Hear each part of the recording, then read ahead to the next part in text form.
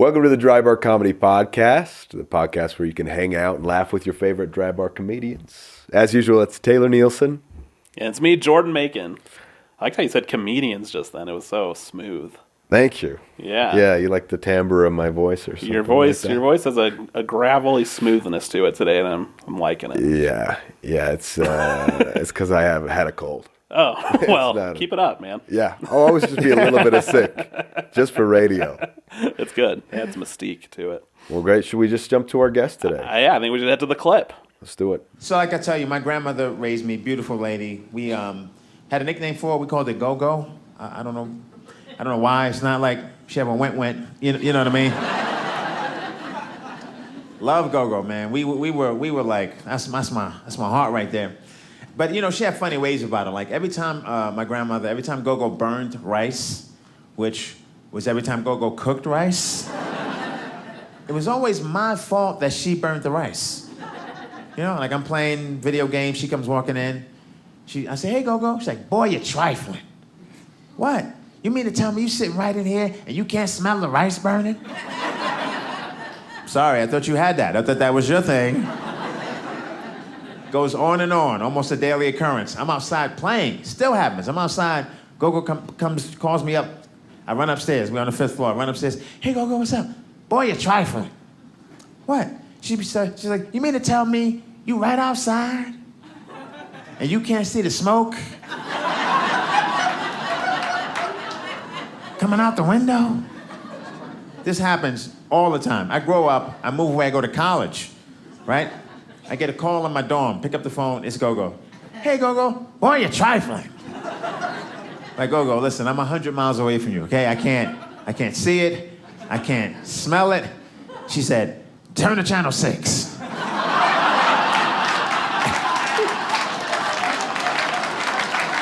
So you know who it is. You've seen him on Conan, Comedy Central, his 2 dry bar specials, Just Believe It, and Dwayne Explains. Welcome to the podcast, Dwayne Perkins. We're happy to have you here, Thank you for having me. Thank you so much. It's good to be here, guys. I like Utah a lot, and I love this street in Provo. I don't know any other street, but this street is my jam. I promise you. What do you like about it? I like the way it looks. It has that ski town look. Yeah. And like, it's like every time I come to a place like not only this, like Provo, but any ski town you've been to. Like Park City, have you been up there? Park City, but other ones too, like that are like in the shadow of the mountain, kind of. You get there and you're like, I could live here. Everything I need is right here, and it's. Yeah. And I'm pretty sure like 2 weeks later you're like, what is this? Everything's here, nothing else. You know what I mean? So, so I keep the mystique, but I'm always tempted to move to like a ski kind of place because everyone knows everyone and it's kind of chill. Do you like skiing? It's a good question. I would say yes and no. Now, I can ski a little. I've been skiing maybe 5 times in my life. Can't snowboard at all. Did it once or twice. Yeah. Spent all day falling down. But the last 2 or 3 times I've skied, I don't want to, might be a weird flex, but it's been in Dubai. Whoa. So I only like skiing indoors now. You know what I mean? Because Dubai doesn't have snow, obviously. It was bad. But they have like 1 or 2. The mall, like one of the malls, I think they have 2, but the one I go to is called Ski Dubai, and it's like great. You show up in your shorts. It's 100 degrees outside. Yeah, right. And you go to the mall, and then you give them like $40 or $50, and they give you like an outfit, like a ski suit, and it's like this big fridge. You're blowing my mind now. And then you ski, and it's one ski lift, and you just ski for it's really one hill, but there's an advanced way and there's a easy way. You do that a few times and then you leave. You go to Orange Julius. I think that's how skiing should be done. That sounds so convenient. Did you know about that? I didn't know this existed. I've never heard of that. That's amazing. I'm a born and raised Utah person. Right, I've never been skiing in my life. Is that right? Because I have terrible balance. I can't even roller skate. Yeah. But it seems like such a commitment. Is that what? Yeah, pizza. Something like that? Pizza. What's the other one? Yeah. It's all Pizza. foreign Pizza to me. the other way. Yes. So I do like skiing and I like ski towns, but indoors. I like skiing indoors. I know that's But so they have fake snow in there. Yeah, they have right? fake snow. That's and, wild to me. But it's also so much more cost efficient because if you go skiing here, it's a whole day and you have to rent all this equipment. Right. But this, you pay $40. I would try it. And it's the thing is, I don't know about the sort of carbon footprint of it all. Because it's like, did God want us to snow? Did God want us to ski in Dubai? It seems a little twisted, a little wrong. Yeah. Like doesn't I it? think, like in there's sand, right? You could do some. I'm sure there's some sort of sand skiing, but Yeah, they said no. This is what we're doing. that's amazing. I mean, what else they got in the mall over there? Oh, they got everything we have. There's one called, I forget the name of it, but every section of the mall is like a different region of the world. It's really nice, and it's kind of lame to go to these places and go to the mall. But this is where we're at. This is what it is. Like, I was in India once. I was in Bangalore, and India is great, but it was like, I'm a New Yorker, but I couldn't keep up. It was just so much. It was stimulus overload. Entire families on scooters, like the road, like the lanes on the streets. They're just suggestions, like it's just bananas. It's a great place. But then I was there for a few days, and I was like, this is a lot. And I saw a mall, and it was like, This I understand. I hope they have skiing. There's maps. right. I'm just gonna go to the mall. Same thing in Bangkok. There's a mall there called Terminal 21, and each floor is like a different part of the U.S. Like it's like the San Fran floor, the New York floor. Really? And I love that place, and I stayed near there. And people are like, "What did you do in Bangkok?" I went to the mall. I went to Terminal 21. But they do have a food court that is like tremendous. Yeah, that sounds awesome. Yeah, in the food court, like for $10, you eat like a king because you get these tickets and they're like vendors. So that's kind of like legit. Cool. It's like a street vendors in the mall. That's so cool. It's legit. So Malls anyway. are kind of like an embassy for you, kind of when you're right, outside the US. exactly. How was the exactly. Provo floor at that mall? Was it Right, Did yeah, they do it exactly. accurate? So yeah, I like Provo, and I love the crowds here. I just was thinking because I had a show in Ogden last night. I think the crowds here are just sort of like really good for working out material because they're game, Yeah. It's not like they're gonna laugh at anything, but they're also not like unfriendly, and sometimes that helps, Right. especially if a joke is a newer joke and you're trying to work it out. And what I love about that joke we just showed is a few things. It's really one of the first jokes I ever wrote as a stand-up. Oh, really? Yeah, Cool. And that's why I wanted to sort of talk about it, because it's not only one of the first jokes I wrote. It's also true. It's one of the first jokes that sort of validated me to know I could do this. And Right. because I would do that joke. I started comedy in Harlem, and it was. I would be like, I would do well, as a new comic, doing just your 4 to 5 minutes, 4 to 5 minutes. I would do well, I would bomb. I would do well, I would bomb. It was very hit or miss. But the crowds in Harlem and the black crowds, they would always, that joke they loved, Oh, yeah. And then the other comics, like, when you first start, you don't know what you are. But I think the other comics from the early days, they all sort of they sort of validated me that I was a good writer. And so when you tell someone they're good at something, they're going to like be even better at that thing. 'Cause they're going to do it more and more and more. For sure. So like that joke made sort of like set my identity, because some of the other, like, I remember one comic, he's a really good actor. His name is Kevin. His last name escapes me, but he's been in a lot of things.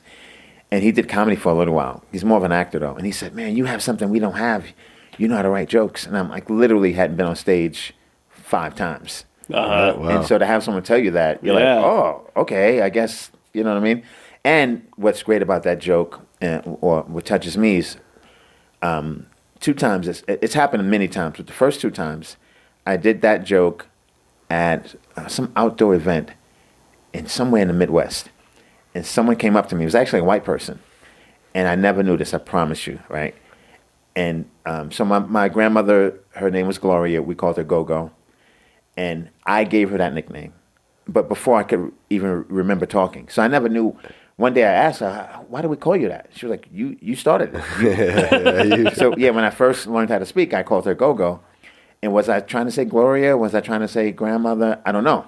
But I called the Go-Go, and then so I'm doing a show in the Midwest. A white person of all, the first person who told me, comes up to me and he's like, Go-Go is like a direct translation for grandmother in most of Africa. Really? Yeah, like probably Western Africa, also in South Africa. And I was like, interesting. And even when I went to South Africa and I did that joke, they were like, they would always doubt it. They were like, you had to know that, right? Yeah. Like and I'm like, no, I promise you, I didn't know that. So when that joke plays now, like when people, because the other thing is I never did that joke on TV.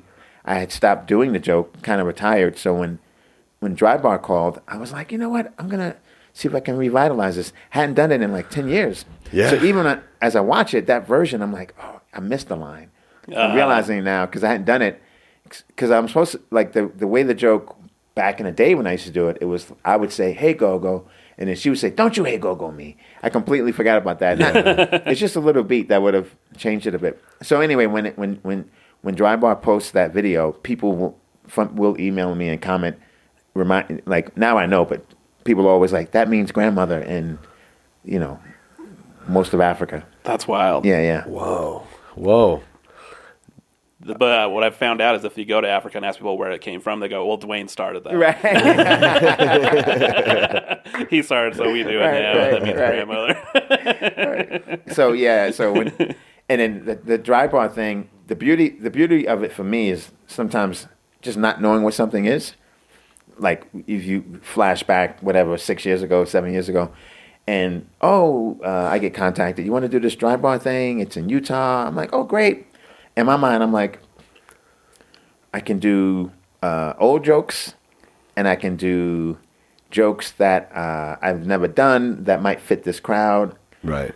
I didn't think about it too much. I didn't know what it was. I thought it was just gonna like be this comedy streaming, or I just pictured a server in Utah with some comedy on it. Yeah. That Utah people could, subscribe and see. Right. Or Mormon, however you want to look at it. And then when they start, in Dry Bar, of all the people I've worked with, at least, because I had a special on Netflix before called Take Note. Now it's not on Netflix, it's on other streaming services.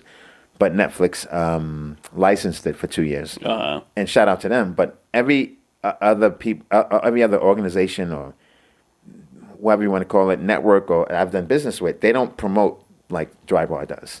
So Dry Bar did a great job. So when I started seeing these clips online, I was like, oh, I didn't know they were going to do that. And they probably told me. It's probably in the contract. Yeah.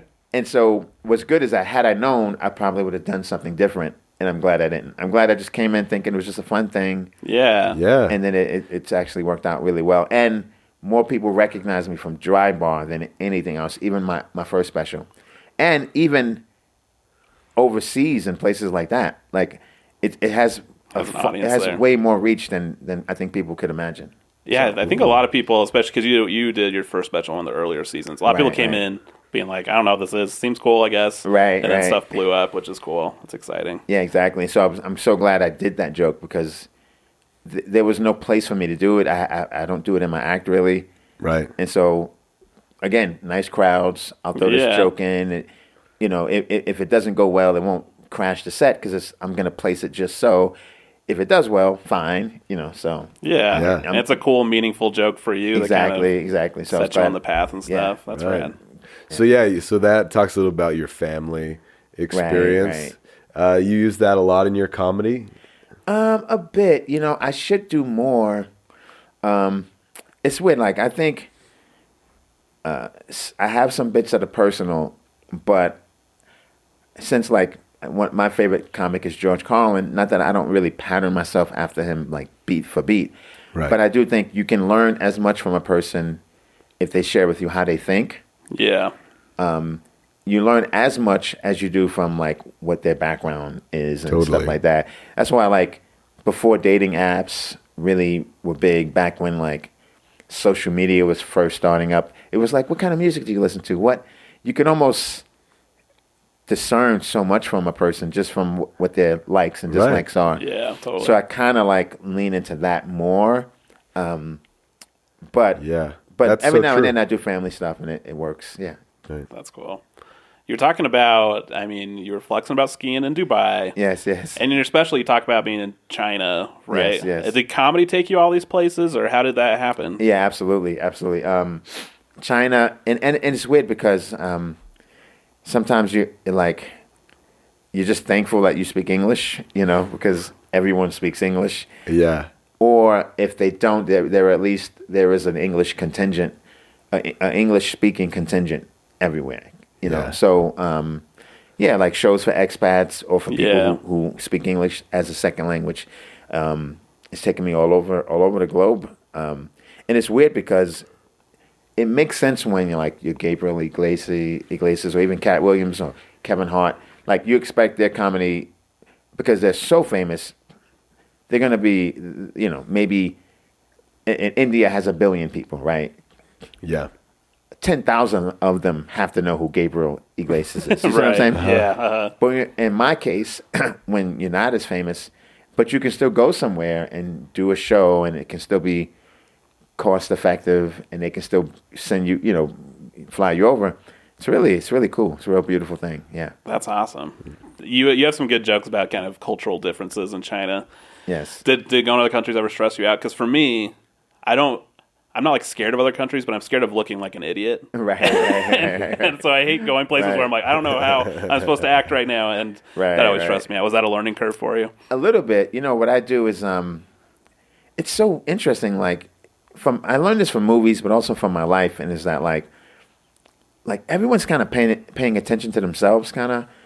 Now, obviously, you stand out. Like you would stand out in China. We would all stand out in China. But for the most part, you just have to do what other people are doing. You know what I mean? Yeah. And you just hope you don't follow some guy that's really doing something ridiculous. Chose the wrong guy to The wrong follow. guy. That's so funny. I thought everybody was doing this. Right. So, and China's kind of like that. It feels like New York, London.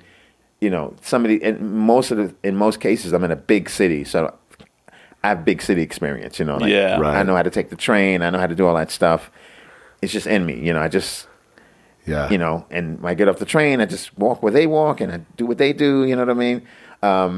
But what I like about traveling is all these jokes you might see me do, right? Because especially even from the first dry bar to now, things have changed, right? In terms of people can he say that? Yeah. There's that kind of thing. But every joke I do about a place, I wrote that joke in that place, and I did that joke in that place before I did it here. And so Right. people have to understand, like even last night, I was about to do some of my China stuff in Ogden, and there were just enough Asian people to make it a little weird. You know what I mean? With people yeah. It's weird. If you do a show, if you're doing a black joke or whatever, sometimes you need, as a white comic, you either need no black people or you need 30%. Yeah. Or Right. 3 black people. It might just Because everyone's looking to see what they think. Yeah. Everyone's looking at them. So that was the deal last night. So I hit a board on that joke, and I kind of did a little bit of it. They don't know I did that. I did a little bit of it, and I pivoted to another joke. But what they need to know is I wrote those jokes in China, in different parts of Asia, and they laughed. Like when I did a show in Beijing, and the comics there, it was an expat show, but still going to be half Chinese people, right? Yeah. And I wrote a whole set, not a whole set, but my first 10 to 15 minutes. And I don't really always do this, but it just happened to be about stuff in China and other parts of Asia. And all the other comics were like, we've been living here 2 years and we never thought about saying any of that stuff. Mm-hmm. And they were kind of kicking themselves, Yeah. So, yeah. These were comics that were living there kind of full time doing. Yeah, either working or sometimes people teach English and that kind of thing. Oh, cool. I've been to Beijing a few times. What's interesting is one time I went to Beijing, and I have a friend who, one of my homeboys came, he flies for free. So he met me in Shanghai, and then he met this other guy that worked in his bar, and then this guy was kind of cool, and he was like our translator kind of, right? Yeah. And so we're going to come back. Oh, no, I think we went to Beijing. He's like, I'm going to come to Beijing. I might be combining 2 different trips. And then he was like translating, and we got a hotel. And then he was like, and then they wouldn't let us stay in the hotel, right? No worries. But they didn't. It was like a hotel where they didn't let foreigners stay, or they just didn't want to deal with it. I don't think it was just like, you don't speak, whatever. Right. And so he was really upset, right? And he was like, I can't believe this. We're like, it's okay. And then we got an even better hotel because we got rooms at the. There's a Days Inn, right? Like in the Forbidden City. And that ruins the mystique a little bit. How does that happen, right? So like we're staying at this Days Inn, and like literally you look out the window, that's when Tiananmen Square, that's where it happened. That's where the guy laid down in front of the tank. Like it's all right there. Wow. And then you go to the Great Wall, like one exit is like, one entrance is like legit. It's like, I'm at the Great Wall of China. Like, yo. The other entrance, there's a Burger King. You know? Yeah. It's just, you know. So making a waffle at the Days Inn, looking out the window. That's, right, that's a unique experience. Exactly. But yeah, I love it. I love it, and I don't. I know I don't really blend in, obviously, but I kind of blend in when I go places, only because like I don't mind being ignored, and some people ignore you, some people look at you, and you just go with the flow. You know. All right, you've inspired me. I can do more traveling now. Yeah. And you've heard there's a Burger King in China. Yeah, so no, you're there. definitely go. Right. You're there. Oh, there's a Burger King, there's a KFC. And the good thing about the McDonald's in China is that you can get like, they have Big Macs, obviously, but you can also get like Asian food. You can get like porridge. Yeah, I've heard that. And a few things like that, yeah. And, Interesting. Yeah, and if you want to do like maybe baby steps, just go to like either England, which is, kind of travel, right? Yeah. Right. Different accent. Or like Scandinavia, most people will speak English. They'll look like you a bit, just to get your sort of training wheels. I went to Canada and I was totally lost. No, I'm just kidding. I had no idea what was happening in that country. Right. My algorithm on my like reels, whatever. I get a lot of like, here's what McDonald's is like in different countries. There's people that will just travel and they'll be like, here's what the menu looks like, and order the weirdest, stuff that's like the best there. And it's kind of a little bit embarrassing now that I say it out loud. That's what my algorithm's feeding me. And so is that You're off the Burger King stuff. That's yeah, cool. not Burger King. It's mostly McDonald's. Is that, in different countries. you think that's going off what you say, which is a bit of a conspiracy theory, or is it going off like what you search? Yeah, I don't know. Yeah, it's that and old wrestling clips. Interesting. Go. I get a lot of I get hip hop and basketball clips. Yeah, That's funny. And honestly, I do get girls twerking. I don't know how that happens. that's part of every algorithm. Yeah, so. yeah. It's not. I think that's they just, toss that in there. Yeah, I think so. It has nothing to do with my behavior. I also in Thailand, like the McDonald's. There's one in Bangkok. Like Ronald McDonald is like this. He's like. There's a big statue of Ronald McDonald. He's doing like a Buddhist kind of piece kind of thing. It's kind of cool. Oh, that's funny. Is that respectful for people that are there, or is that weird? I wonder how that's taken. I think they don't mind, but yeah, I'm looking at it like, come on, guys. There was this KFC in New England somewhere. I forgot where it was, but there's a bench, and half of the bench is just the Colonel. So you can just sit next to the Colonel. Sit next to the Colonel and take a picture. First KFC right here in Utah. That's right. Isn't that bizarre? Did you know that? I think I wrote a joke about it because I work. I didn't tell you guys this, but I also work on a game show. I content produce like trivia for this game show. Oh, cool. Can you say which one? Oh, sure. I think I can. Funny you should ask. Okay. Yeah, but I content produce. So I produce content. Yeah. on what social that media mean? and stuff. It means I write for the show. Yeah. But yeah, just okay. I'm not union, so I'm a union actor, but I'm not a union writer. I see. So it's a lot of fun. But yeah, I think I did write that. I mean, he didn't start here. He started somewhere else, but but he opened. People are always like, it doesn't make sense. Why would it be called Kentucky Fried Chicken? But it's like, if you were to open a chicken place in Kentucky, you wouldn't call it Kentucky Fried Chicken. Right. So it's when he finally opened his first one outside of. I would call it Utah Fried Chicken. Yeah. UFC. That's catchy. UFC. This would be called. It'd be called Colonel's Chicken Place, but I don't know. Yeah, UFC would be kind of cool. And actually, I'm sorry, we're all over the place. We're talking about chicken. And well, one, I told you guys I broke my veneer eating chicken last night. Yeah. Crazy. I think it's changed me though. I think I'm going to.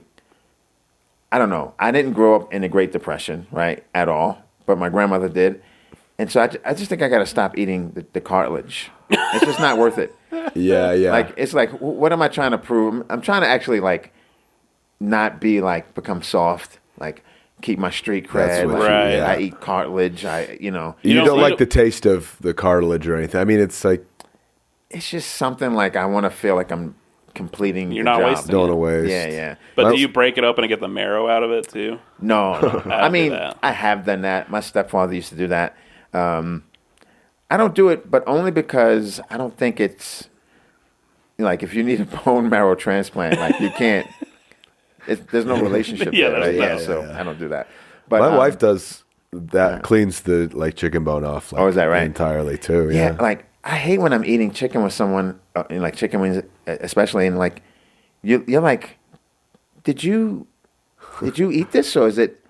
You're You're coming back later, right? You kind of swished it around in your mouth a little bit. Yeah, and at that point, it's like, well, we both ate 5, except you didn't really eat 5, right? You kind of ate 2. So why don't you just eat 2 Yeah. all the way. and I can maybe eat 8? You know what I mean? I'm with you. Yeah. I don't think it's a big deal. That's great. Yeah, you should tell that before you go out to eat chicken right. with people. You should just be like, just so you know. I never this think about it policy. until I'm with someone that they're not finishing much of it, and then I realize how much it exactly. bothers me. It really does. It bothers me. I don't know why. It really does. It's- I'm sorry. It's like you ever seen bears eat salmon out of a river, and they just rip the skin off. They only eat the skin. Are you serious? Yeah. Oh, It's bears just went down on my list. isn't that crazy? You gotta clean, didn't know clean You that think fish. nature would be like the least wasteful, Exactly. instance, but yeah, they just rip the skin But off. it's Eat the probably skin. one of those things where they just eat the skin, and either they drop it in the water, and then some other animal Is eating it. hopefully eats all the other Yeah, stuff, that's you know. true. But I'll write a trivia question about that. Like every time I hear something, I gotta write a question about it. And like, so when I grew up in New York, there was no Koreatown. LA has a massive Koreatown. It's filled with the Mexicans, in case you're wondering. It really is. Though. But now New York has a Koreatown, and it's like near the Empire State Building. It's just like 2 or 3 blocks. But chicken is a big thing in Korea. Oh Right, yeah. Korean Right. fried chicken is Yeah, amazing. Yeah, it's so good. But I wrote a question about that before because that came about because of the Korean War. the chicken did. Yeah, like black GIs in the Korean War introduced them to fried chicken. No way. And they took it and really ran with it. Yeah. Right. Well, I mean, would at that point would they have been putting like sauce on it, like Nashville chicken, or because I wonder because maybe it's like similar, like Nashville hot chicken and like some of the Korean fried chicken. They're It might be, yeah. pretty It might be. similar. I don't know, like where these black guys were from in the U.S., but there's some interesting. connection there. I just had some. There's a few opening up around here, and I Where'd had you go? one. Yeah. Dave's hot chicken. That's pretty good, I think. That's not Korean chicken. No, that's Nashville. Yeah, we're talking about thinking Korean that. chicken. All right, Korean Dave's chicken? hot chicken is the best hot chicken. Chicken in the kitchen. Have you been there? I don't know what it was called. It was by a theater. I love our viewers are gonna love us talking about local I know, right? Korean. I will food. say But Dave's hot chicken's amazing. Dave's is a lot of places. I think They it's start in not- L.A. Yeah, I'm pretty yeah. sure. Yeah. Yeah, and so I kind of flirt with vegetarianism. Mm-hmm. I'm not, but after I broke my veneer. Yeah. That's not gonna happen with celery. Right, exactly. I mean, carrots though. Carrots could mess you up. Carrots could. You're right. So be You're right. careful. All right, maybe I'm just gonna go to like a smoothie diet. Like everything I eat, I'm gonna have to smoothie it first. Which kind of reminds me of that. I just saw this thing. What is the girl's name? There's a whole Netflix show about this girl whose mom made her act like she was in a wheelchair. Oh, I right. can't think of her name. It was bizarre, dude.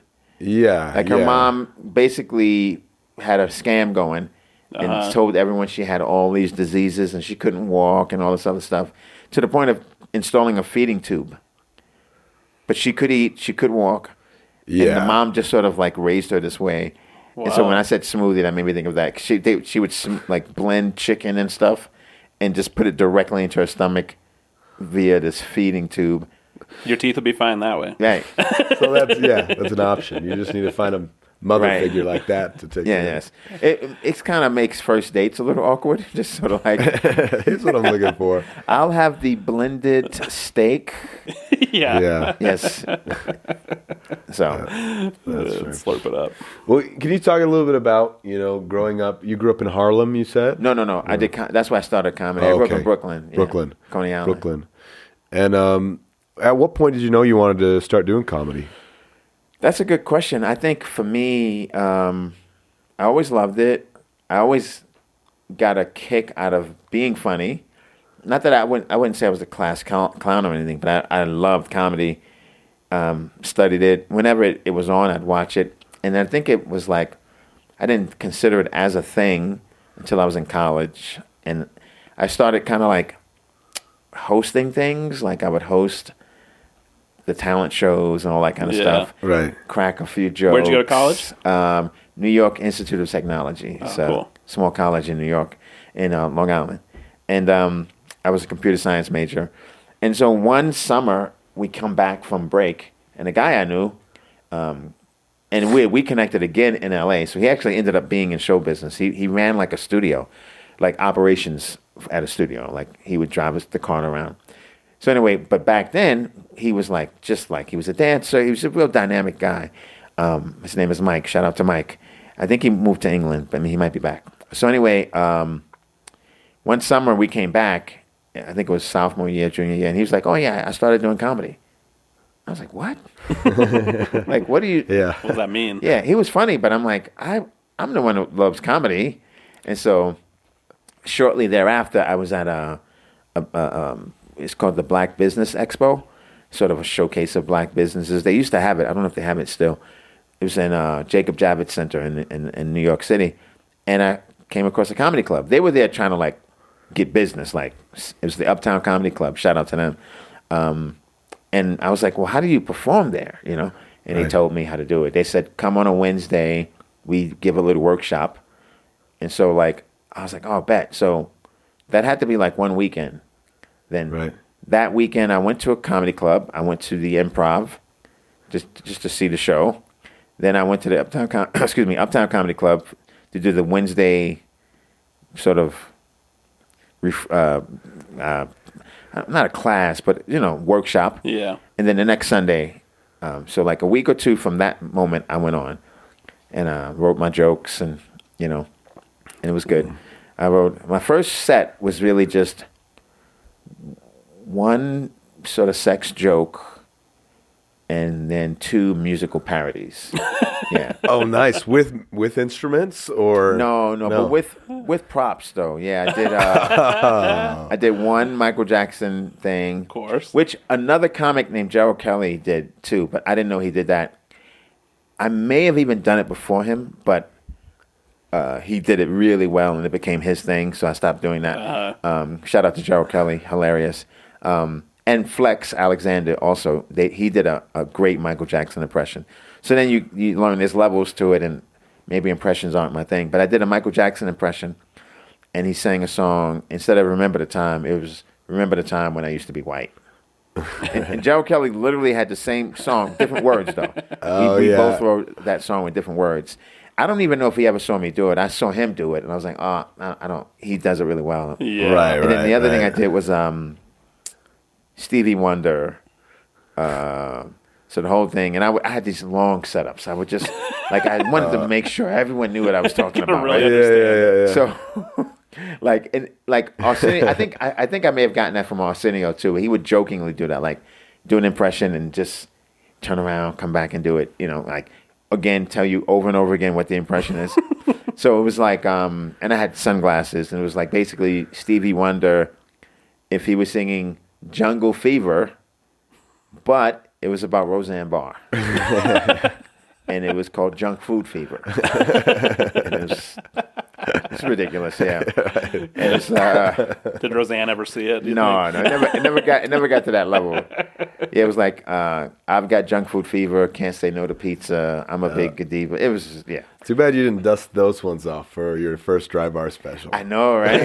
Imagine that alternate timeline. I'd be getting canceled. There's already a joke on my Dry Bar that people like try to cancel me for. Oh shoot! Which is like it's the whole thing about having a platonic friend, and the joke really just means take caution or be sort of empathetic. If you know someone likes you, guy or girl, don't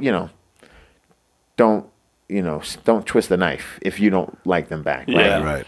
And I jokingly say like, it seems like I'm telling people who to date, so people kind of take things literal. They don't, so it's weird to see people fight back and forth. Like, that's not what he means. And people are like, you're great, Dwayne. You're telling people who to date. Like, you're telling women who to... I'm like, no, I'm not, right? Yeah. And so that's a thing. But then some people who kind of get what I was saying, they're fighting back. And so you got to stay out of it, because then you jump in and then it gets worse because you think you're going to make it better. Yeah. But the worst part about that is people, I've been at this a long time, so people telling me, you stole that joke off Reddit. And like, I should have responded, but then you're wasting your time on something, right? But I'm like, how did I steal a joke from Reddit that I did on Conan in 1999? Yeah, you have a lot of explaining to do. Yeah. That's amazing. Right. Yeah, let me just pull up the TV archives for you guys. Where's the DeLorean? How did I jump in a time machine and go back and... That's so funny. Yeah, it's really bizarre. So anyway, started in Harlem. That was great. And that was like, they called it the New Jack segment. And, they can he stay? And then like sometimes I did well, sometimes I didn't. And then I moved to Boston. And so then my comedy took a turn. And I always wonder, because then it like in New York, I was doing mainly black shows. And it was really like, the thing about comedy is like, I think you become a comic after you bomb. After you bomb and then you still do it. Yeah. Right. You can say, okay, because it's all fun and games until you bomb, right? Right. And so I don't know. I don't know if I would have been able to figure it out. I think I would have, but yeah, it's just my comedy may have taken a different look and feel, because in Boston was a different thing. But Boston comics are absolutely hilarious. So that was a good journey. I'm glad my journey went there. And I started with some really great guys. Like, I basically started with Tracy Morgan in a sense. I think he went on stage the week before me, I think, for the first time. Wow. And here's the thing, like, I don't do a great impression of him, but I do okay. When I saw Tracy, first time ever I saw him, I was like, I should learn how to impersonate him because he's going to be famous. Yeah. Yeah, like, there's just no denying, Can you do Tracy for us right now or no? Somebody gonna get pregnant. I can do that. If I lock in, I gotta lock into an impression. I'm like method. I can't just do it out of the blue. You'd be Tracy for a whole day. Right. All right. Man on the moon kind of thing. That's wild. You did a ton of Conan. Is Conan a good guy? Yeah. I like mean, him? I really only talked to him at the show, but he seems to be a great guy. And I've done some writing packets. I didn't get hired, but I know people that work there. So from all accounts, he's great. My friend Brian Kiley, he actually worked on a monologue for years, like from the early days in New York all the way up through the TBS days. Yeah. And I've done Conan. I've done the show like, I don't know, 7 or 8 times, I think, and they told me this. Bill Burr, I think, did it, but he did the couch. I think I'm the only comic to do every iteration of Conan's show. Oh, that's cool. Because he was only on the Tonight Show for a little while. So I did. But you did the Tonight Show one? Oh, yeah, that's wild. I did the Tonight Show Conan, and I did the TBS Conan 2 or 3 times, and I did the New York Conan. Wow. I don't know, maybe 4 or 5 times. Yeah. So I've done a lot. I've done it a lot, and I also was on the short-lived Jay Leno show.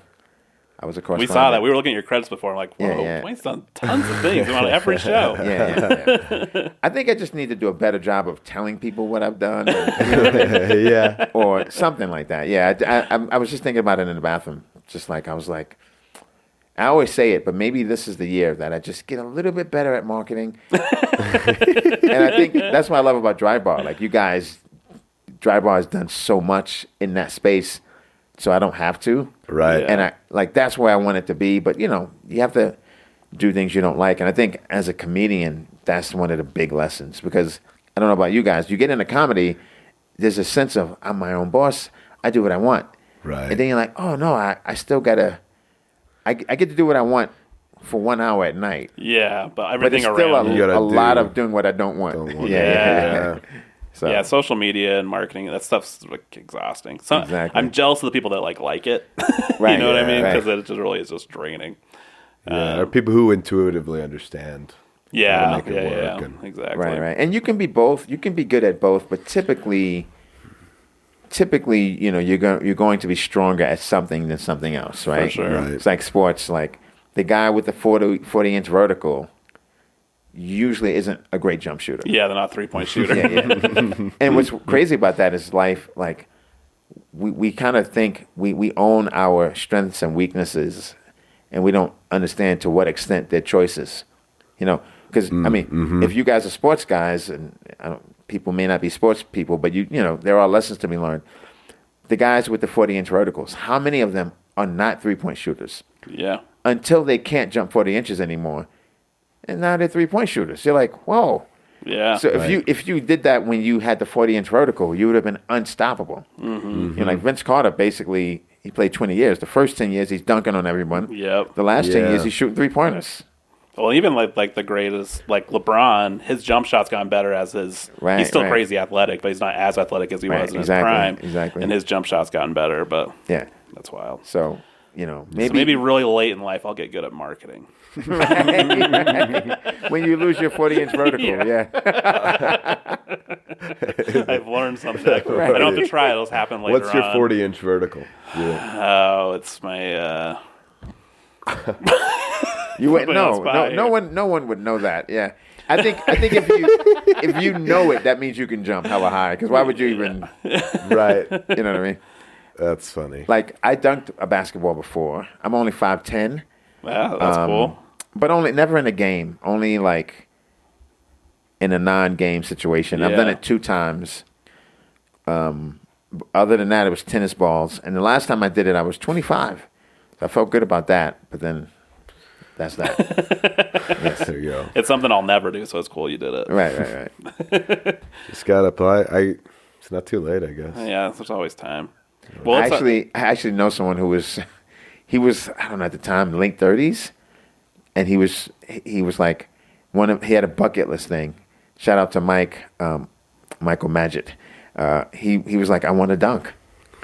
Yeah. I'm like, what? He's like 5'8", 5'7", right? And he's like, I want to dunk. And he was just training toward it. I'm like, why? Unless they're going to do, unless you reach the goal and they do some kind of documentary, like, Yeah, I was about to say, it sounds like a documentary. there's got to be better things you can do with your life. That's so funny. It's like, why? rough. Why do you want It seems like a little bit of a juvenile goal for a. Oh yeah, absolutely. And like I know you were about to say something, but also like I learn from sports, but I don't equate like, okay, say you do it, right? You're 5'8". He was a trainer, so he was in good shape, and he played soccer. So you're 5'8", you're like 35, which is crazy, or whatever he was at the time. You do it. You dunk a basketball. Okay, now what? What's Yeah. next? What happens after that, Dunk right? a basketball and die happy is what I've always said. And it's the Pass same away. thing with running a marathon. Like I have one friend who runs a bunch of marathons, and for her it's been great because she's sort of gotten in shape and all that stuff. Right. But the other thing is like running a marathon, and people go, "I'm gonna run a marathon," because it's like then I can do anything. I'm like, all right, skip the marathon and just do anything. Yeah. Yeah. and the first guy who ran a marathon, I believe his name was Phidippides, something like that. The whole thing with the marathon is just the exact, you may know this, but it's the distance between Marathon, which is a city Yeah. in Greece, and Athens. Right. He was delivering a message, right? Right. So he had to go and tell them like they won the war or whatever, and he probably ran in sandals. Yeah. And the whole thing, he was so excited, he didn't stop. And that distance is exactly 26.2 miles. And he got there and he was like exhausted, and he was like, "We won the war," and he died. Yeah, and then other people said, "We should do that." Right. He died with a smile on his face.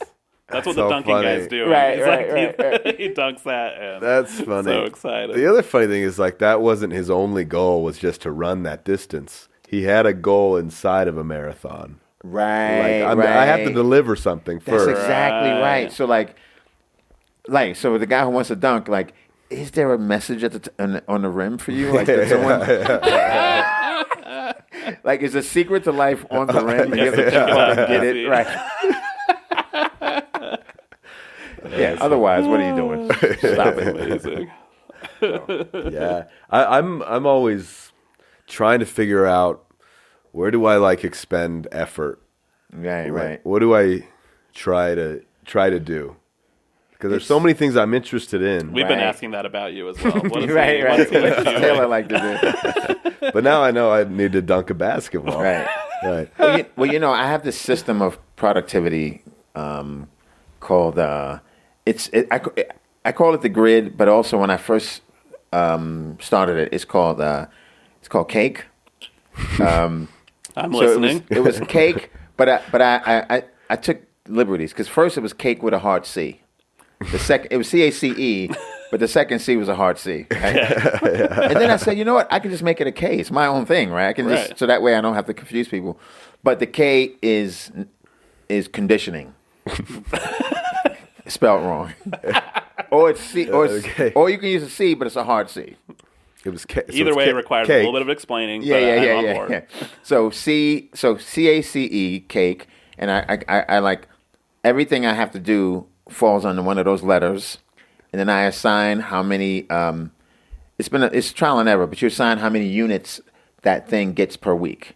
Right. Okay. And a unit is roughly half an hour, maybe 25 minutes unit, and then you can sort of like take a 5-minute break. But a unit is 25 minutes.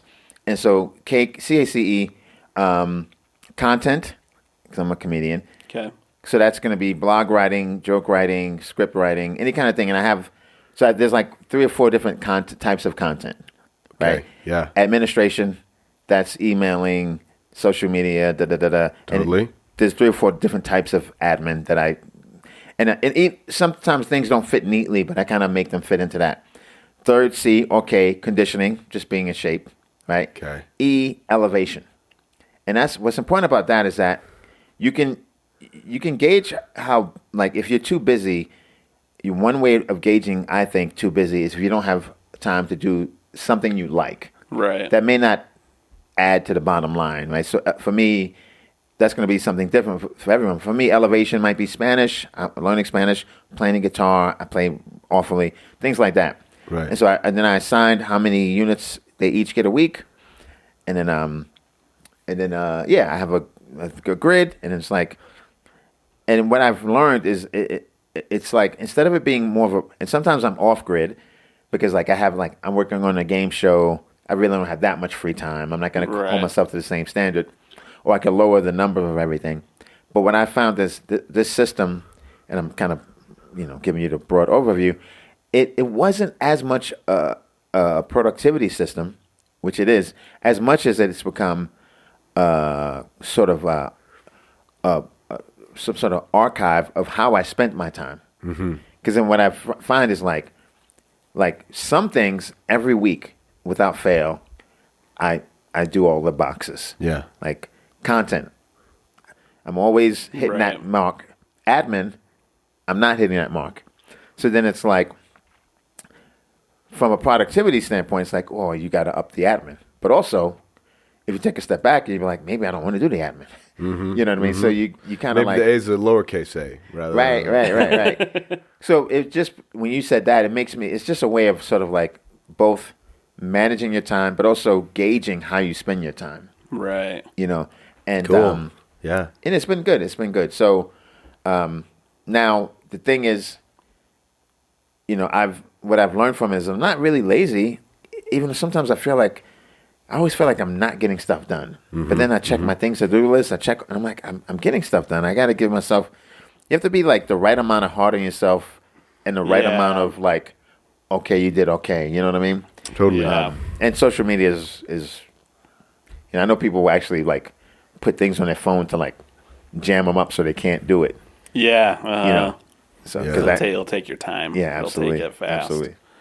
Well, I'm excited for Taylor to apply some of these things, and then the cake system. Yeah, I can show you on my computer. Yeah, sure. Yeah, I call it TCB, which is it's just confusing. Has nothing to do with anything, but because Elvis had that, taking care of business in a flash. Yeah. So the first time I did it, for some reason, and I said, "What are you doing, Dwayne?" But I first printed it out on a piece of paper. And it was like a spreadsheet, and I could like write on it. Yeah. And just, I don't know why I was so literal, I superimposed a lightning bolt on it. That's cool. Yeah, just Dwayne, whatever works for you, man. Right. We're supportive. A watermark so someone can't steal your system. right. That's amazing. Completely ridiculous. So That's funny, man. Awesome. That's a good way to think about it, though. Are those in order of priority? Like content is first, then admin, then and conditioning and family. Well, they're supposed to be like all equal because you need to do them all. But eventually, you see that at least instinctively, or some of these things are more important to you, just by virtue of the fact that you get them done. Right. Totally. Either they're easier for you or more important, depending on how you look at it. Yeah. That makes sense. Well, we want to give you, before we get out of here. This time's flown by. Yeah. Seriously. You're fun, Dwayne. I'm a chatterbox. Well, it's been awesome to listen to you and learn from you. Do you want to give any kind of shout outs? Well, you're saying you want to talk about podcasts and books? Oh, sure. Yeah. Thank you, guys. Thank you. I have my Dry Bar specials, so definitely check those out. Please Believe It and Dwayne Explains. My other special, Take Note, which I'm very proud of as well. That's on various things. It might even be on Tubi. It's on so many things I can't even tell you what it's on. But if you type in Dwayne Perkins Take Note, that'll pop up. My book, Hot Chocolate for the Mind, that's available on Amazon, as is my book, Zombie Run, which is a love story in a post-apocalyptic world. That's available in audiobook form on like Kindle. And very proud of that. Did you do the narration for it? No, we hired a guy, and we actually did the one thing that gets my goat up. Really bothers me. I mean, not really, but And I turn around and I do it. And that is, we hired a guy who's English to do an American accent. And I'm so sick of these Brits taking our jobs. And but you're part of the problem. I do the same exact thing. You know what they do is they do the British accent first, and you like it. You're like, oh, that's cool. And then they go, you want me to? Then they do the American accent. You're like, oh, like your mind is blown every time. Yeah. And then you don't even know if he's better than the other ones. You're just like, we got to have this guy. Yeah. Just based on the versatility alone. Seriously, that's so funny. Yeah. And so he did a great job. Even though like on some words he like I think status, and the lead character's name is Alicia. He would say Alicia, but we fixed that. But he was great. And so anyway, that's an audio book. It's called Zombie Run. That's cool. What's your other book, The Hot Chocolate for the Mind? Basically, that's just a book of short stories or humorous essays, you could say. That's cool. I started writing that because I was always a big fan of David Sedaris. I've read a lot of his books. He's so great, so funny. It's the only time like I've like read something and like laughed out loud, like reading something, like as if I was at a comedy show. So he inspired me to do a blog, just to do it, and I did that for a while, pretty religiously.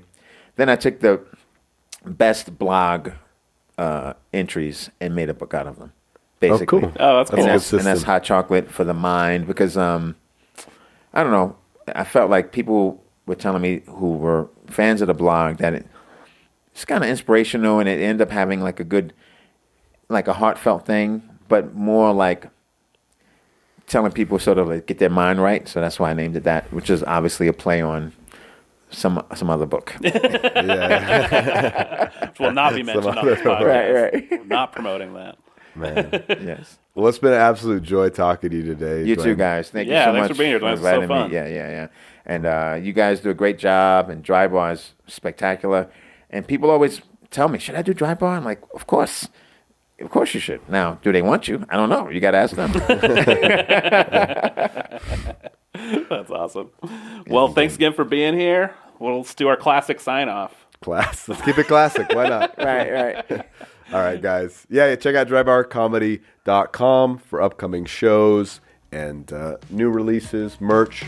And thank you again for tuning in. We'll see you next time. Bye, guys. Bye, everybody.